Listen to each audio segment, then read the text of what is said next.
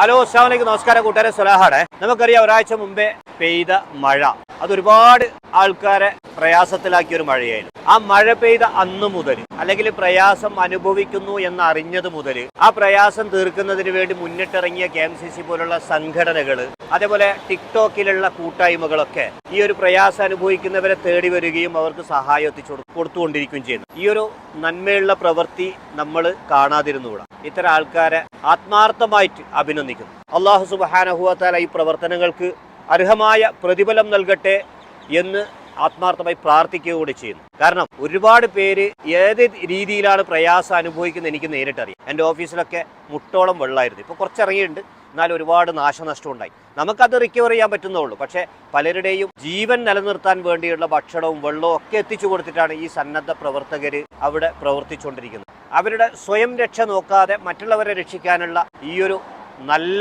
ഗുണത്തിന് അവർക്ക് അതിൻ്റെ പ്രതിഫലം നൽകട്ടെ എന്ന് ആത്മാർത്ഥമായിട്ട് പ്രാർത്ഥിക്കുകയും ചെയ്യുന്നു. അപ്പോൾ ഈ സന്നദ്ധ പ്രവർത്തകർക്ക് ബിഗ് സല്യൂട്ട്.